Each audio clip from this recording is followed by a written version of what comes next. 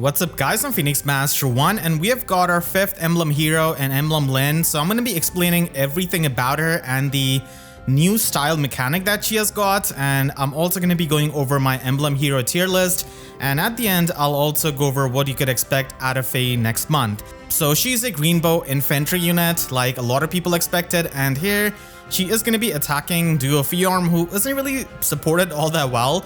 So she does have Lady's Bow as her preferred weapon. This is a 14 might weapon, giving her -1 special cooldown, making Astra Storm into a 1 cooldown special, and at start of turn, she's going to be giving herself and the allies in 2 spaces the +6 attack and speed buff, the Desperation status, and also the new Preempt Pulse status.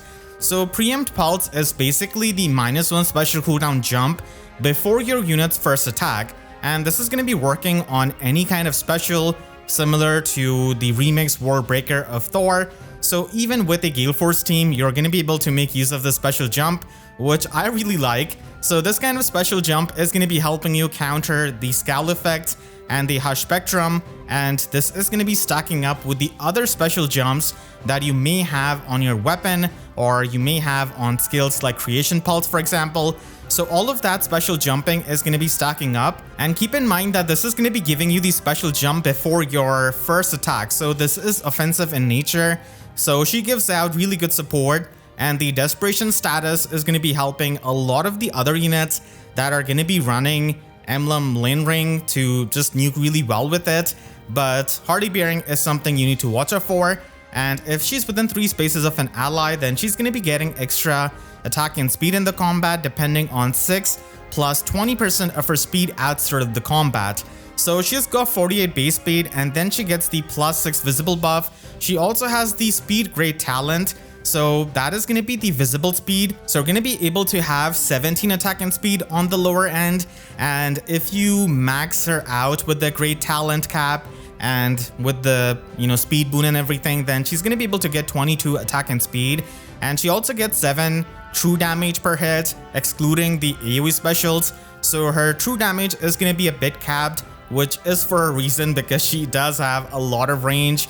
And then she has got the 50% damage reduction piercing passively on every single hit, so you don't really need to run physical null follow-up or any kind of damage reduction piercing necessarily. And she does have the potent follow-up attack built in this weapon, so this is going to be helping her nuke a lot better. If you have used Uller, then you already know how strong this is, and this kind of potent follow-up is extremely helpful in dealing with Shield Fighter Saviors, because Shield Fighter Saviors do not get the damage reduction and the special jump on the potent follow-up attack. So this can help you kill them. So this is going to be having good synergy with Astra Storm, and it is going to be becoming a 1 cooldown special with her weapon. And because of the Preempt Pulse, she's going to be able to get the special jump and trigger it on her first attack, and then she's going to be attacking normally on her second hit, and then on her third potent hit, she's going to be having Astra Storm again getting triggered. So this is going to be giving you 40% of your speed as the damage on these special triggers, and if her special is ready or has triggered in the combat, then the potent follow-up strength becomes 100%. So this is reminiscent of Emblem Marth, because he also gets the potent 100% follow-up attack. Uller also gets this on a remix. Potent follow-up attack is already really good, so having it at full strength is going to be good offensively. And then she has got attack speed finish 4 and speed taker 4 as the inhittable skill. So this is going to be only inhittable to the physical infantry and flying units. So unfortunately, Cavaliers do not get access to it. So this is going to be the speed grade talent, and it is going to be giving you +1 to your speed grade talent at sort of each turn. And after your combat, if you attacked, then you get +4 of the great talent, and the max cap of it is going to be +20, so you could just stack up a lot of speed. And this can essentially help you snowball in a way and take advantage of the true damage that is based on speed with the skill. You also inflict -4 speed and defense debuff on the foe, and like I said, you do get the true damage based on 20% of your speed. Unfortunately, this is not going to be getting added into the AoE specials, and you also have null speed debuff built in, so you're not going to be getting affected by any of those debuffs, and you don't really need to run any kind of Unity skill or anything like that. And it also has the null guard built in, which Lyn definitely needs so that she could trigger Astra Storm on her third potent hit. And this is not of the same level of momentum of Emblem Sigurd or even Lagoo's friend, but still this is going to be mainly helpful to a lot of the flyers or really any kind of unit that were running Assassin Strike before, because you're still going to be able to get the true damage and then you get extra speed and the null guard, which is really helpful. And for the flyers, this is going to be mattering a lot more because they don't have easy access to null guard. And for the infantry units, if they already have the damage reduction piercing in their weapon or anything like that, then you don't really need any kind of, physical follow-up or tempo for. I'm going to be going over the best users of this skill in another video. And then she's got Panic Smoke 4, which is not a bad skill when she's going to be attacking from that far away. So you could just panic the enemies, but there are definitely better options that you could try and run in her slot C.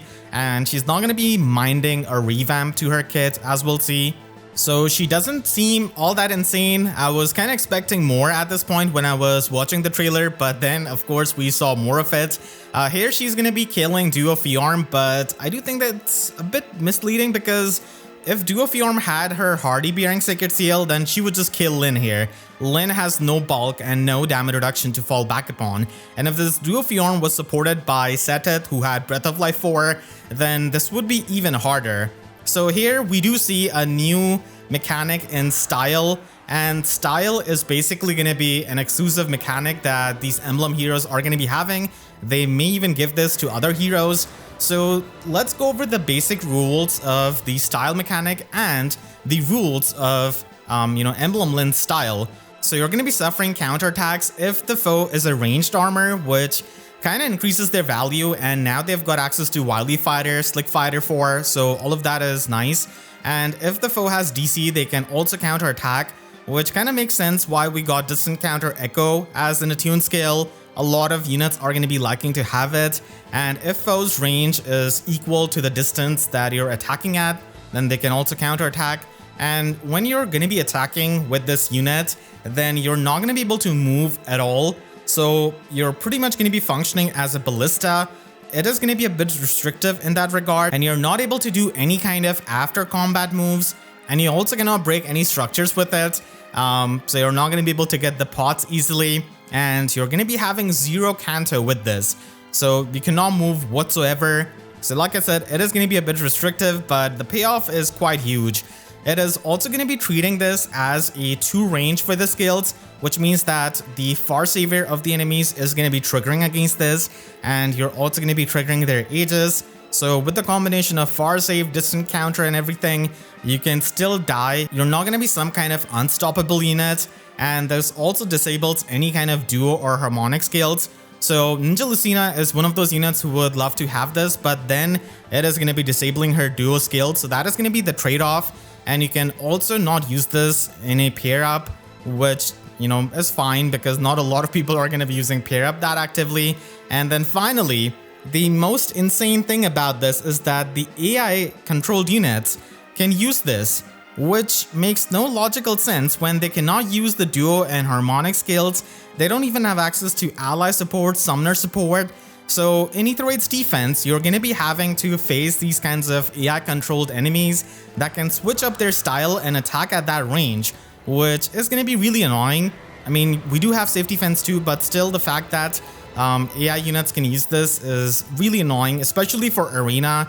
Arena is already miserable after Emblem Celica Ring, and now it's going to be even more so. So I really wish they didn't do it, and I kind of miss the Legendary Leaf days where some of his effects were only activated in player's control. And Style is basically a type of switch where you're going to be able to attack at a different range. So you're not able to move, and then you can attack foes in 6 spaces of Lyn that are in 3 rows and 3 columns. And Style can be used once per turn with Emblem Lyn. So it's incredibly powerful with the new level 2 safety fence that we have got. So here Gullveig is getting attacked across the screen.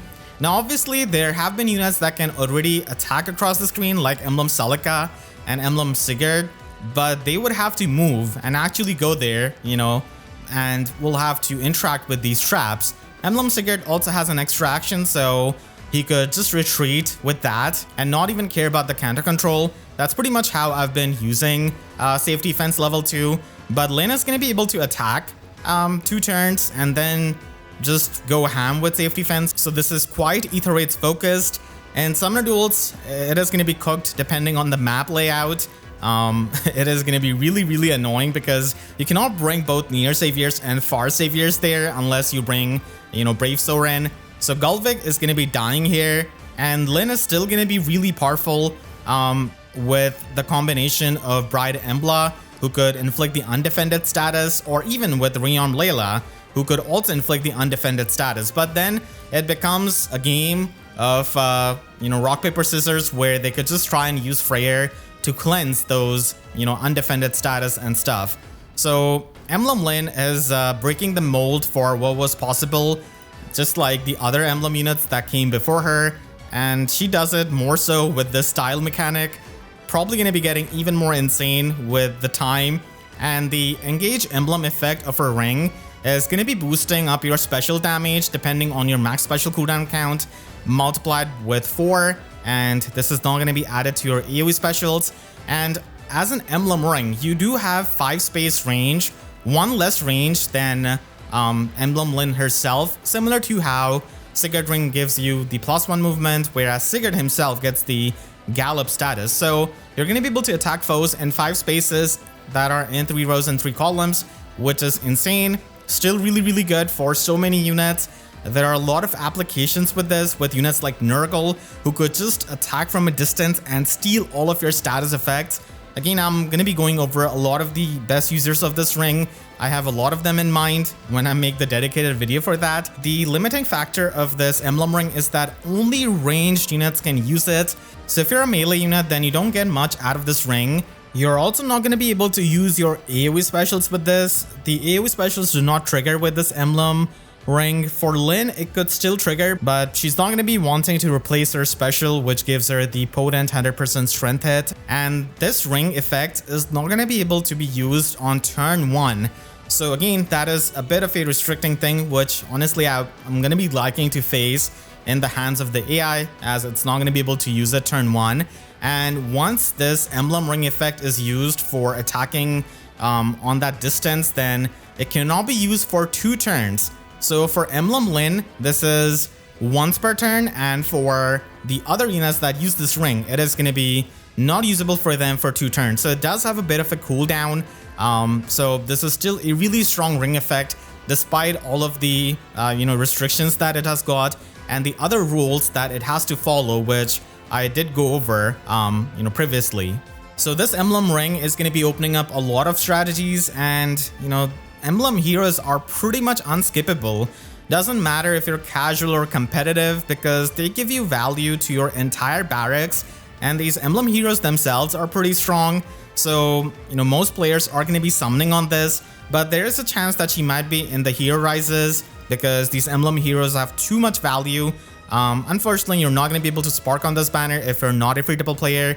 So Emblem heroes being the unskippable heroes is something, most people are going to be agreeing with, because if you miss out on one of these Emblem heroes, it feels so punishing. It feels like that SpongeBob meme. And even competitively, it's so punishing because you don't have access to certain strategies, and you're not able to use all of the emblems for, something like Summoner Duels. So overall, Emblem Lyn is definitely really strong with her potent 100% hit. And like I said, it is going to be helping you kill those Shield Fighter Far Saviors. But you gotta watch out for the Hardy Bearing Sacred Seal, because that is going to be stopping her in the tracks with her Desperation effect. And she doesn't even have like the pierceable damage reduction, so she's straight up going to be dying. But like I said, this opens up new strategies, because you could be near your allies and maybe use someone like Ymir or Fallen Maria and then use the Miracle to your advantage and still live. Similarly, you could try and use Dual Strike or Triangle Attack status with Aİḻīᴇʟᴜs and stuff and try and get the extra hits. So that is going to be something that is needed to be tested, but it does open up a lot of new strategies. I already went over Nurgle. There are just so many units that could also try and use this. And the Preempt Pulse is also really good support that you can do for the Gale Force units, for any kind of unit, for triggering their special. So Emblem Lyn is not just there trying to kill things. She also supports your allies, and her emblem effect is one of the better ones, especially if you have access to undefended status from the other allies like Bright Embla or Rearm Layla. And this can also help you snipe the key threats from a distance if they don't have distant counter or if they're not being covered by a Far Savior. So Far Saviors have a lot of value increase now, because if you don't run Far Savior, then you're just going to be getting sniped from a distance.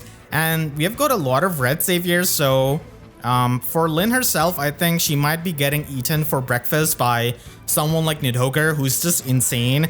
We also got a tuned Hector, who's also a really good Far Savior. So all of these red saviors are going to be giving her a bit of a tough time. And then you could also run Slice of Sparrow as her slotty skill. She doesn't have the full null follow-up, so the guaranteed follow-up attack out of Slice of Sparrow does become like a pseudo half null follow-up in a way. And you also get the +5 true damage on every single hit. So this does help you nuke better, and she already has 2 visible status effects with her weapon, so it's extremely easy for her to use this. I do like this skill a lot more on her for her slot A than attack speed finish. Speed Taker is going to be used for her in the slot B because she doesn't have as much true damage, but Windsweep is unironically going to be a pretty nice option, because as long as you're not facing any kind of null counter disrupt Far Savior like Duo Fᴇārm, Ascended Fᴇārm, or Winter Byleth and such, then you're able to chip them down and just hit them again and again with the level 2 safety fence. So it does have a play, but you're going to be foregoing some of the true damage and also the null guard effect of Speed Taker. So that could be an option, and if this becomes a Sacred Seal, then it is going to be even absurd for her. For her slot C, there are a lot of options. I do like Time Pulse 4 a lot more on her, because even though she has got that special jump with Preempt Pulse, Time Pulse 4 is still helpful because you pre-charge your special, and then the special jump of Preempt Pulse essentially becomes like an anti-scowl effect. It is going to be getting eaten by any kind of scowl effect or harsh spectrum. So Time Pulse 4 helps you consistently trigger Astra Storm on your first hit and on your third hit. And Lyn, for some reason, doesn't have any kind of null follow-up in her kit, so Infantry null follow-up 4 could be an option. You could even run Odd Speed Wave 4, but it's a bit more expensive, and she already gets the visible speed buff with her weapon, and she already has great talent to have a lot of speed. So Infantry null follow-up 4 can also give some support to your allies. Fatal Smoke is also going to be an option if you want to kill Far Saviors with Miracle, like Marnie, for example. So the null Miracle of this is really helpful nowadays, and because she's got Desperation and Potent Hit, she could definitely try and kill those kinds of units. And then for something like Summoner Duels, Firm Counter Curb is also going to be an option. You should definitely try to maximize on her offenses with Blade Session, Attack Speed Ideal, and if you cannot outsource null follow-up to her, then it's also an option for her Sacred Seal. Now let's go over my emblem rankings. I'm going to be ranking them first with unit strength and then on the ring strength. And starting off, I'm going to be having Emblem Sigurd. I think that he is a top 10 unit, and he's the best emblem hero right now because he hits so hard with his AoE special that has such big range. He has got 5 movement, which cannot be affected by stall. And then he also has Fatal Smoke 4 in his base kit. So what ends up happening is that he has got so much defense that he's going to be reducing the healing from Breath of Life of the enemy with his sheer defense and then with the Fatal Smoke. And now with level 2 safety fence, he has become so much better because even against the shield fighter saviors, you could try and chip them down, just do a lot of AoE damage. But against Haithrin, it does become a bit miserable because her Divine Nectar is completely immune to Deep Wounds and Fatal Smoke, so that is going to be a bit more annoying, but still incredibly powerful unit that we've got. And then I've got Emblem Lyn here. She's still a premier nuke, but like I said, she does have some visible weakness to these red saves that have distant counter, like Nidhogger, for example, a tuned Hector, and such. So that is going to be stopping her if you don't run Bright Embla. Still really powerful with level 2 safety fence because you could try and snipe the counter control unit or any kind of problematic units and then proceed from there and Gale Force with your units. So I'm going to be having a lot of fun using her. And then tier 2, I've got Emblem Ike. Now, he's still one of the best Omni tanks in the game, but still there are a lot of things that can try and soft counter him, like the AoE specials of, Emblem Sigurd, and then Scowl Effect, Hush Spectrum, and we have got a lot of quad attacking nukes that could simply kill him. And overall, I think that the best Omni tank right now in the game is probably Attuned Chimera in my opinion. Still, that doesn't mean that Emblem Ike is any kind of pushover. He has got more options now with Fortifications and Emblem Celica Ring. Even though he already has distant counter weapon, the reason why Fortifications is so amazing for him is because it gives him extra bulk and it also lets him set up his own stone terrain. So that acts as a really good anti-AoE measure along with Breath of Life 4. Both of these skills could be obtained from Brave Alphonse that is present on this banner itself, and Emblem Celica Ring is just great with him so that he could warp and be even bigger threat. And Creation Pulse is also an option to combat the Scowl Effect and the Hush Spectrum, but that is going to be needing a bit of support. And then I've got Emblem Celica, so she was incredibly good when she came out with her warping and everything, but her matchups against the modern Far Saviors nowadays have been less than stellar. And there's also, again, the weakness of Hardy Bearing, just like Emblem Lyn. She's not going to be providing any kind of support like Emblem Lyn, but still, she is going to be immune to any kind of warp blocking because she has got Pass built in her Warp Ragnarok. So she doesn't care about Barricade or anything like that. And now she could use the Kanto out of Emblem Sigurd Ring. And she also has access to Slash the Sparrow now, which she could easily run with it and with inside attack speed. And then finally, at the end, I'm going to be having Emblem Marth. Unfortunately, as a Sword Infantry unit, he's not going to be having a lot of options. And here we have got Emblem Lyn with the potent follow-up 100%. But she's a ranged unit and she also provides the support. As a player phase unit, he does have access to Emblem Sigurd Ring, but as a traditional, Sword Infantry Omni tank, he does have a bit of a trouble compared to a lot of the other units. And if you're just talking about player phasing, then the competition is immense with something like Brave Fᴇɪx, who also has extra actions. And now let's talk about the ring strength. So I do think that Emblem Lyn Ring is one of the best rings in the game, if not the best one. But still, the fact that it can help you snipe the enemies from far away is going to be making your life easier when you use this, and it is also going to be making your life miserable when you face this. So definitely not looking forward to it, and it is kind of like Emblem Celica Ring in that regard, where you don't want to face this. It's so annoying. You gotta check if the enemy has got, these two rings. Otherwise, you're just going to be losing a unit. And Emblem Celica Ring has changed the game so much this year and has made Arena so miserable for so many people because any random unit can have insane warping that you cannot even avoid. And even armors like Marnie, for example, can just warp and set up fortifications and the stone tile. So these two are definitely the top ring. And I do think that even though Sigurd Ring is not as, oppressive or meta influential as these two rings, it's still really good in the player's hands. It makes your life a lot easier for something like Arena. When you use a bonus unit, you could just try and get the kill and then retreat. And it also expands the offensive prowess of a lot of units like Mythic Ecthenir or Winter Ecthenir, for example. So they can hit really, really hard and have better movement. So these are, in my opinion, the top 3 rings right now. And then if I had to pick 4 rings for my team, then I would have Marth Ring as well. It's a simple yet effective ring. Minus on special cooldown is always helpful for pre-charging your AoE specials, making it easier, and for making use of Shield Fighter with defensive specials like Pavis or Aegis. So while it's not anything fancy and does not have multiple effects in it like these, other 3 rings, it is still really helpful nowadays. And then finally, I'm going to be having Ike Ring, still a really good ring for tanking, but not as insane as the first 3 rings. I don't think I can put any kind of ring in tier 3 because all of them are really good and give value to your entire barracks. And if you have all 5 of them right now, then you're going to be having a pretty good time with the flexibility of your playstyles and with your teams.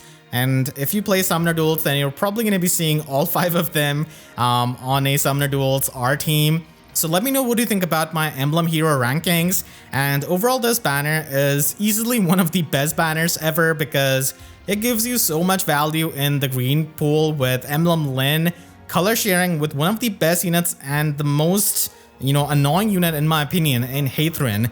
So she doesn't have the most insane fodder in Stronghold, but as a unit herself, she is really indispensable when it comes to the competitive play. And if you really want to get Fᴇɪx, you could also try and wait a bit, because I do think that there's a chance that she might appear on the New Year's banner. I don't want to see a blessable Fᴇɪx, but still, just a heads up. Brave Alphonse is also a strong cavalier with his great talent and with makings of a king. And he also has amazing fodder with fortifications and breath of life. I don't think reopening is as good with Slick Fighter 4 and Wily Fighter 4 for the armors, but still for a lot of the other cavaliers and flyers, it is something you could try and run. Blue has Emblem Sigurd, who is extremely strong, and even Brave Bernie is a really good nuke, though I do feel like she does face a bit of competition now with Ninja Lucina, and Attuned Regan is also surprisingly good as a melee nuke with Sigurd Ring, but she also has, very useful fodder in Shadow Shift if you want to have that, and she also gives you the AIDS Ascents, so if you want to give +1 to all of these stats of your favorite, then it is something you could try and get. And Colorless has got 2 Aetheroids offense mythics, one of them being Rune, who's the only reinforcement mythic that we have got, so he's really unique. And he is a decent nuke with all of the power he has got. Mythic Icthanir needs no introduction. I think everyone knows how good he is by now. And we did get Winter Icthanir, but Mythic Icthanir is simply on another level when it comes to the tankiness. And then finally, Red does have 2 insane sword units in Brave Fᴇɪx and also Emblem Ike. Brave Fᴇɪx being top 5, top 3 unit arguable with his extraction, with his flexibility. He's also so annoying to kill and doesn't die all that easily. And he also has distant counter, by the way, so he can counterattack to Emblem Lyn here. But unfortunately, the red pool does have Legendary Veronica, who doesn't have the best value as a unit herself or fodder. Emblem Ike also is a really good Omni tank and does provide you with Lagoo's Friend, but I think most people are going to be choosing to merge him instead of using him as Lagoo's Friend fodder, because there is Attuned Temera who's going to be coming up, in the next month's banner, where she doesn't vanish from your barracks if you fodder her. The next month, we're going to be getting a New Year's banner on the 1st, and then New Heroes is also going to be happening in early January, so probably a new rearmed unit. I hope we get the 3rd Arcane Sword or 3rd Arcane Lance, and the Fallen Nurgle banner is also going to be rerunning on the perfect time when Nurgle can just use Emblem Lyn Ring, and then Legendary Micaiah and Legendary Faye are also going to be getting their remix, so you could try and spark on them and finish your merge projects. January usually does have a desert banner, so it's also something they could just keep up. And January also has the double heroes like Fomorta's Goto, Emblem Marth, and Mythic Lumera, so that could also happen. But if it will be happening, then it's likely going to be a legend and a mythic, and this is what the next month's banner is going to be looking like. So if it's a legend, which it is going to be, then it is going to be a water legend, which I think is going to be having more chances to be red. And then the mythic is probably going to be Anima, because the last Anima mythic was Fᴇɪx, and that was a few months ago, so that's clearly way too long of a time in the minds of developers when it comes to Anima mythics. So that's going to be a reinforcement mythic, probably our first Aetheroids defense reinforcement mythic, which is going to be changing up the game for quite a bit. It could also be an Astra mythic, but they just released Nidhogre, who's also going to be on the same banner. And the red color shear is going to be amazing with Rion Marianne. Nidhogre is an insane unit. There's also Attuned Temera and Emblem Celica color sharing on the banner. And green is going to be having 2 Cavaliers in Fogado and Ash. Larathar is also going to be there, but the colorless color shear is not going to be all that stellar. So I hope this can help you plan your summons better. We're going to be getting more orbs with the New Year's Tempest Trial, so you could try and save up if you don't have enough orbs to summon on this banner. And you can click the link on the screen right now to check out my breakdown of the new winter banner. And make sure to subscribe and hit the notification bell, because YouTube sub boxes are about as catastrophic as the AI being able to use this style mechanic. So with that said, let's see you guys next time. Thank you so much for watching and have a great day.